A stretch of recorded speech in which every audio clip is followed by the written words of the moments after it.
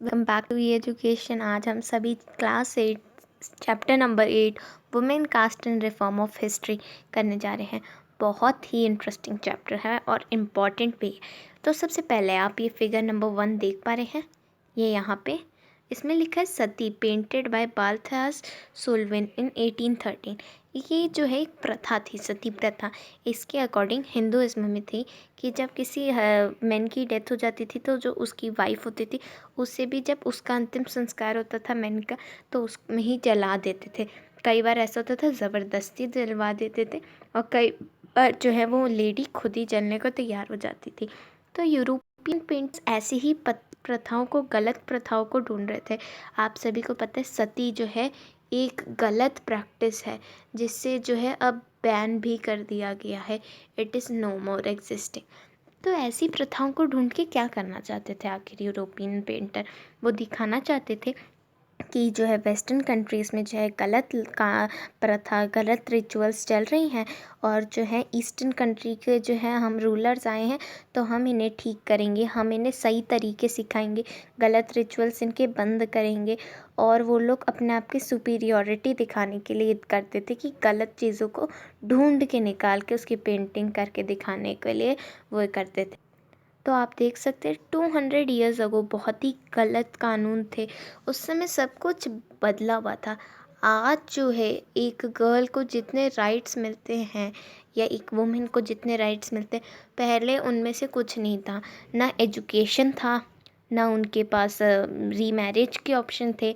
अगर वो विडो बन गई तो सती कर देते थे। तो कह रहे 200 साल पहले चिल्ड्रंस में ही जब वो बच्चे होते थे, अभी समझ लो 4 साल के हैं, 6 साल के हैं, 8 साल के या 7 साल, तभी उनको मैरिज करा देते थे। और हिंदुइज्म और मुस्लिमिज्म दोनों में ही था कि जो मैन है वो 2 से ज़्यादा वाइफ से मैरिज कर सकता है। अब आप सभी जानते हैं हिंदुइज्म में 2 तरीके की डिस्क्रिमिनेशन हो रही थी। एक तो बिटवीन मैन एंड वुमेन और दूसरा जो है कास्ट के बेसिस पे। अब कास्ट जो है हमारी 4 कास्ट मानी गई थी, कैटेगराइज किया गया था कि हमारे जो है हिंदुइज्म रिलीजन में 4 कास्ट होते हैं। कितने कास्ट होते हैं? 4। ये 4 में से सबसे ऊपर लिया गया था क्षत्रियस को, जो किंग्स और सोल्जर्स हुआ करते थे। उसके बाद ब्राह्मण्स। आप सभी ब्राह्मण्स को बहुत अच्छे से जानते हैं। कुछ भी शुभ या होता है, जैसे बच्चों का जन्म होता है, हवन कराना होता है, तो सब ब्राह्मण्स करते हैं। सारा चीज़ उनके लिए ही एकदम परफेक्टली बना हुआ है। फिर वैश्यास आते थे, मनी लेंडर्स और ट्रेडर्स। इन्हें भी इतने अच्छे से नहीं, मतलब उनको इतने अच्छे से ट्रीट नहीं किया जाता। और शूद्र, इनकी तो हालत बहुत ज़्यादा ख़राब थी। ये जो है हमारे peasant, artisans, weavers and potters को रेफ़र किया जाता था शूद्र। और इन लोग को जो है बहुत ही ज़्यादा कहते थे लो कास्ट। ये अपना जो है चेंज नहीं कर सकते थे। जो भी ये वर्क कर रहे हैं वो इनकी नेक्स्ट जनरेशन भी करेगी, उसकी नेक्स्ट जनरेशन भी करेगी। तो इस तरीके से ये हमेशा शूद्र रहते थे, इनके बच्चे भी शूद्र होते थे और इन्हें हमेशा ये झेलना पड़ता था।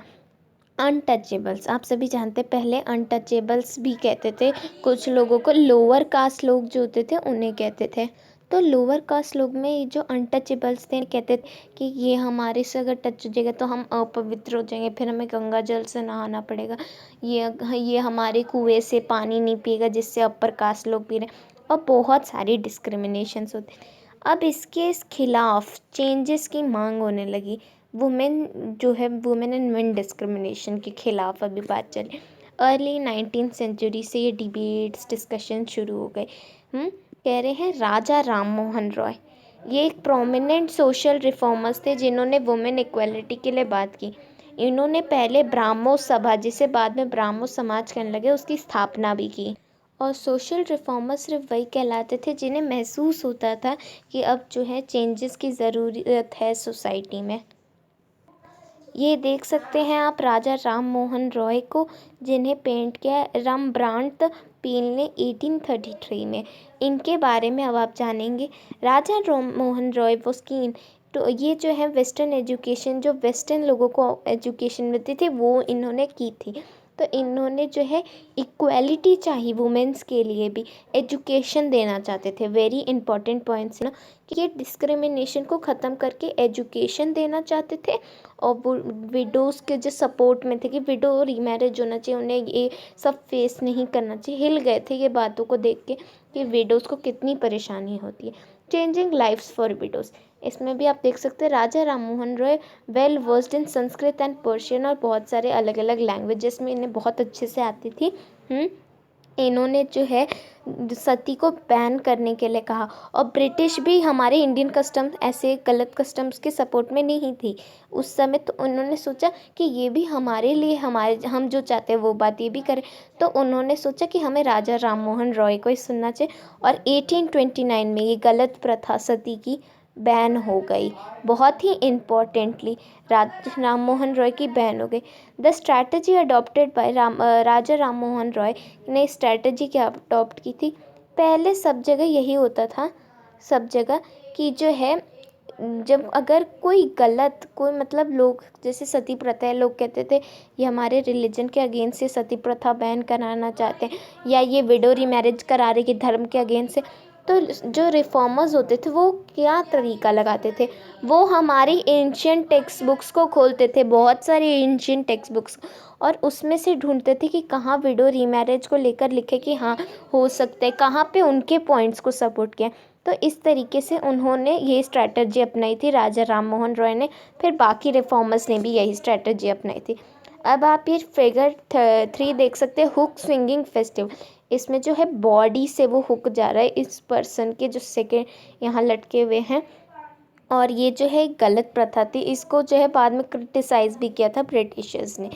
For instance one of the most famous reformers Ishwar Chandra Vidyasagar ने जो है एंशियंट टेक्स्ट को यूज़ किया था कि दिखाने के लिए कि विडो रीमैरिज कर सकती है। और ब्रिटिशर्स ने इनकी स्ट्रैटेजी को भी अपनाया, जो इन्होंने ढूंढ कर दिखाए, तर्क दिखाए ईश्वर चंद्र विद्यासागर ने। और फिर एक लॉ पास हो गया विडो रीमैरिज का 1856 में, वेरी इंपॉर्टेंट, मार्क कर लीजिएगा। और फिर जो है सेकेंड हाफ, और फिर इनको जो है कई लोगों ने सोचा धर्म के अगेंस्ट है, तो इन्होंने ईश्वर चंद्र विद्यासागर को बॉयकआउट कर दिया। By the second half of 19th century, the movement in the favor of widow remarriage spread to the parts of the country। और तेलुगु स्पीकिंग एरिया में जो है वीरसालिंगम पांटुले ने एक एसोसिएशन बनाई। ये जो लोग कहते थे कि धर्म के अगेंस्ट है, तो ये एसोसिएशन बनाना कोई आसान काम नहीं था उस मुताबिक। और ये जो सती बैन कराई राजा राम मोहन रॉय ने, ईश्वर चंद्र विद्यासागर ने विडो रीमैरिज के लिए लॉ बनवाए ब्रिटिशर्स से, ये तीनों काम भी बहुत मुश्किल थे। सती प्रथा बैन कराना, विडो रीमैरिज की ब्रिटिशर्स से परमिशन दिलवाना बहुत ही हार्ड वर्क था, क्योंकि वो एक तरह से लोगों को लग रहा था हमारे धर्म के अगेंस्ट है। पर बाद में लोगों को समझ आया कि ये हमारे धर्म में ही है कि कर सकती हैं विडोज रीमैरिज, और सती गलत है। In the Telugu speaking areas जो है वीरसालिंगम पांटुले ने एसोसिएशन बनाए विडो रीमैरिज के लिए। और ये आर्य समाज की स्थापना किसने की? स्वामी दयानंद सागर, कहते हैं ना स्वामी दयानंद सरस्वती, सॉरी। तो ये 1875 में इन्होंने इस एसोसिएशन को बनाया ताकि ये हिंदुइज्म में रिफॉर्म कर सके। हिंदुइज्म में क्योंकि उस समय क्षत्रिय, ब्राह्मण, शूद्र, वैश्यास, इनको लेकर कास्ट डिस्क्रिमिनेशन हो रहा था। तो अब हम आते हैं यहाँ पे, girls begin going to school. यही ईश्वर चंद्र विद्यासागर है जिनके वजह से विडो रीमैरिज का लॉ निकला था। Girls begin going to school, अब गर्ल्स धीरे धीरे स्कूल जाने लगी। Vidyasagar in Calcutta and many other reformers जो है बॉम्बे में उन्होंने स्कूल सेटअप किया। पर मिड 19th सेंचुरी तक लोग सोचते थे क्या, उन्हें किस चीज़ का डर था, ये पॉइंट्स मार्क करिएगा। ये रुकिए मैं आपको जूम करके दिखा रही हूँ, ये रहा। They feared that schools will they feared कि उन्हें लगता था कि स्कूल्स जो हैं गर्ल्स को जो उनके घर से दूर ले जाएंगी, और उनकी डोमेस्टिक ड्यूटीज़ यानी घर पे काम करना जो होता है वो भी नहीं करेंगी गर्ल्स। जब एजुकेशन का गलत प्रभाव पड़ेगा, और गर्ल्स को जो है पब्लिक स्पेसेस से जाना पड़ता था पब्लिक के थ्रू स्कूल जाने के लिए, तो लोग वहाँ भेजते नहीं थे इन लोग को। Many people felt this would have, और कई लोग सोच रहे थे कि गलत असर देगा जो है गलत है असर देगा लड़कियों पे, और ये भी सोचती कि गर्ल्स को जो है पब्लिक प्लेसेस पे नहीं जाना चाहिए। इसी वजह से 19th सेंचुरी तक गर्ल्स कैसे एजुकेट हुई, तो इनको जो है या तो इनके हस्बैंड्स ने पढ़ाया या तो फादर ने पढ़ाया। आप सभी रसुंदरी देवी के बारे में जानते ही होंगे, आपने पढ़ा है सिविक्स में। अगर आपको याद है तो जल्दी से कमेंट बॉक्स में कमेंट कीजिए। In the latter part of the century schools for girls established. Arya Samaj ने पंजाब में, ज्योतिराव फुले ने महाराष्ट्र में स्कूल्स बनाए गर्ल्स के लिए। इन एरिस्टोटिक मुस्लिम हाउस होल्ड इन, और फिर कुरान इन अरेबिक सिखाई जाती थी मुस्लिम गर्ल्स को। और मुमताज़ अली एक रिफॉर्मर थे। He reinterpreted the verses from the Quran to argue women's education. इन्होंने रीइंटरप्रेट किया कुरान के वर्स को ताकि ये आर्ग्यू कर सके वुमेन्स एजुकेशन के लिए। फिर अब आप देख सकते हैं, तो अब आप समझ सकते हैं। अब ये हिंदू महिला विद्यालय 1875 की ये फ़ोटो है, जिसमें दिखा रहे कि ये हिंदू महिला विद्यालय कैसा विद्यालय था, जिसमें जैसी बॉयज़ को उस टाइम पे एजुकेशन मिलती वैसी एजुकेशन गर्ल्स को मिल रही थी इस विद्यालय में। From the early 20th century Muslim women's जैसे बेगम ऑफ भोपाल, इन्होंने बहुत ही अच्छा रोल निभाया वुमेन एजुकेशन के लिए। इन्होंने प्राइमरी स्कूल्स बनाए गर्ल्स में, फाउंड किया। अनदर रिमार्केबल वुमेन बेगम रोकिया शिकावत हुसैन, इनके बारे में आप पढ़ चुके हैं। इन्होंने भी स्कूल खोले मुस्लिम गर्ल्स के लिए पटना और कलकत्ता में।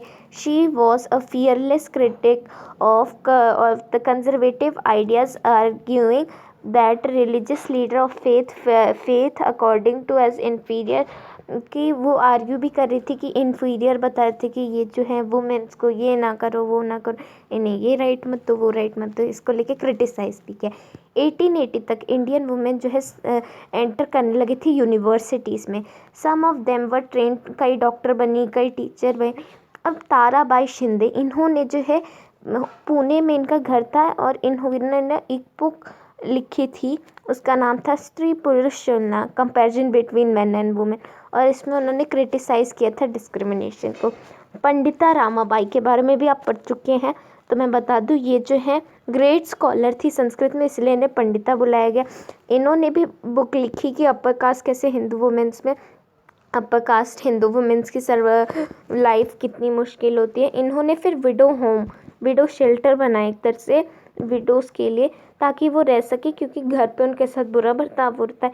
हेयर वुमेन वर ट्रेंड, और उन्हें ट्रेंड कर रहे थे इकोनॉमिकली कि वो खुद को खुद ही सपोर्ट कर सकें। वो खुद ही काम करेंगे तो खुद ही उनको पैसे मिले, तो किसी और पे निर्भर होने की ज़रूरत ही नहीं रही। Needless to say, all this more than alarmed the Orthodox. For instance, many Hindu nationalists felt Hindu women were adopting Western ways. अब कई हिंदू नेशनलिस्ट को लगा जो ऑर्थोडॉक्स थे कि ये जो है वेस्टर्न वेज अपना रही है, फिर फैमिली को भूल जाएंगे। Orthodox Muslim were also worried about the impacts of these change, और ऑर्थोडॉक्स मुस्लिम जो पुरानी सोच के गलत सोच के लोग थे वो भी ऐसा ही सोच रहे थे। गलत सोच नहीं, मतलब उनको इतना पता नहीं था, वो कह सकते हैं। As you can see end of 19th century women themselves, women खुद ही रिफॉर्म हो गई थी। उन्होंने बुक्स लिखी, क्रिटिसाइज़ किया। फिर जो है कह रहे some of these various kinds of national, फिर कह रहे वुमेन्स ने सफरेज मूवमेंट भी की, कई जगह प्रोटेस्ट किए, तो इसमें कई मेंस ने भी सपोर्ट किया था। In the 20th century leaders such as Jawaharlal Nehru and Subhash Chandra Bose lent to support to demand for greater equality, और इन्होंने इक्वालिटी के लिए हाँ कर दी। लॉ अगेंस्ट चाइल्ड रीमैरिज, इसी के मैरिज के बारे में कि आप जो है लॉ आ गया था 1929 में, सबसे पहले लॉ आया था जिसका नाम था child marriage resistant act was passed. तो इसमें कह रहे हैं कि इसके अकॉर्डिंग सबसे पहले था कि 18 साल के लड़के और जो है 16 साल से कम की लड़कियों की शादी नहीं हो सकती, और बाद में ये लिमिट्स बढ़ते गए और अब 21 years for main and 18 years for women हो चुके हैं। पर कई जगह अभी भी इससे कम एज पर मैरिज हो जाती है। तो आप समझ गए होंगे, ये एक फ़ोटो है एक ब्राइड की जो अभी 8 साल की लड़की है, उसकी ये फ़ोटो है। होप सो ई एजुकेशन की वीडियो आपको अच्छी लगी होगी। Like the video, share the video.